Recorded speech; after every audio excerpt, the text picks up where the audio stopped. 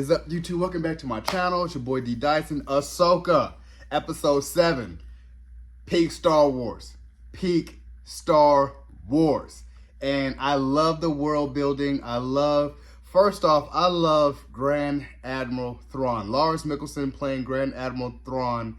As far as the voice, I see why they didn't want to cast anyone else to play Grand Admiral Thrawn because of his voice. When he's talking to Morgan Elsbeth about like just watching the battlefield in the scope, it's like, yeah, we highly anticipated that. And I was like, he's very menacing, very calculating, very cold, understand his adversaries, and really is in touch with, okay, you could tell from Rebels is just what I've been looking at other YouTube is, you know, he learned from his mistakes of underestimating Jedi. So now that he has the three sisters, that he can use basically their magic to combat with Jedi Force users. So he's using those three until a Jedi can kind of stumble upon that and take out the three sisters. It'll lessen and weaken him, but he's going to keep that a trade secret. So that's why I look at it like, okay, I like it. And I loved when, I know I'm jumping around a bit, but I was like, I loved when he was like, yeah, the presumed dead AhsokaTano. He said, I want to go through the Imperial registry and database and see about who's AhsokaTano, who's her master, who's all of it. So when he kind of froze and he paused when it was like Anakin Skywalker was General, Anakin Skywalker was her master. So he kind of froze because he knew that was one of the greatest Jedi to ever live, you know, and ultimately becoming Darth Vader. So she's very powerful. So he had to step back and think about it. It was like, well, she's very erratic. She's very dangerous. You know, we're gonna put her on a path where she can make her own choosing, you know, because he has to be a step ahead of her because of how powerful, how strong she is. Only because of he understands how Anakin was.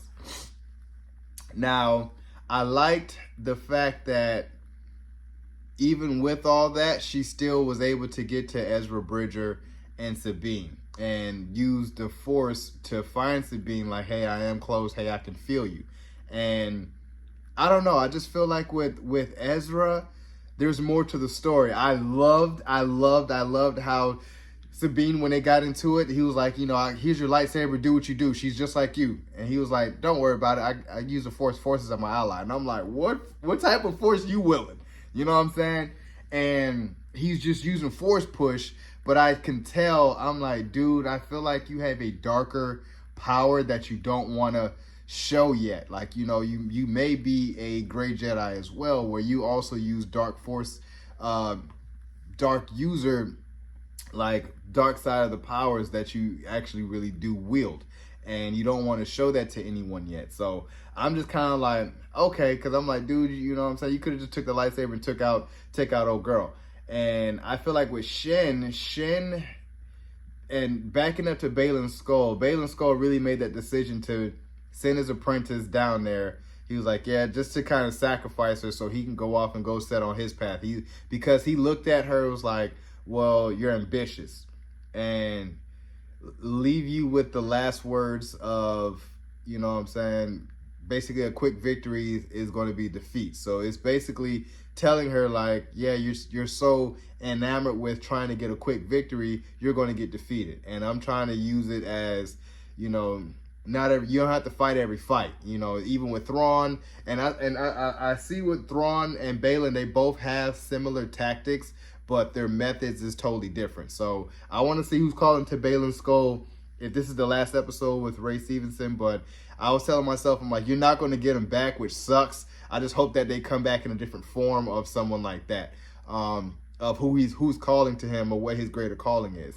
And I have a weird feeling that Shin may turn to the good side. You know, she may, like, because, you know, AhsokaTano was looking at her like, I can help you. And she was kind of like confused a little bit. So that's why I was like, okay, she may turn to the good side and blur that line of, you know, you use it because she already used a green saber. So it's kind of like she is not for being on the dark side as much, you know, so she can be swayed to be good, and I'm here for that.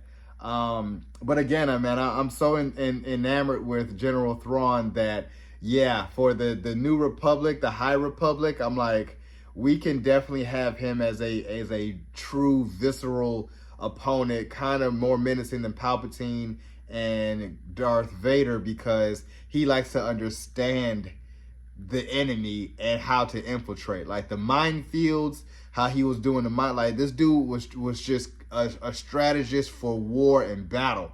That's why he's so menacing, and I'm just like, this man does not like to make the same mistake twice. I'm here for that when it comes to Ahsoka. I am so ready. I think next week is the final episode, so yeah, I want to see what we're going to be getting into. So, you guys enjoyed my review of episode 7. Oh yes, this is definitely an 8.5 out of 10. This is not boring. This is peak Star Wars. It's mwah to me. So, you guys enjoy my review of Ahsoka episode 7. Subscribe to my channel. Post a comment down below and like the video. It's your boy, D Dyson. Peace.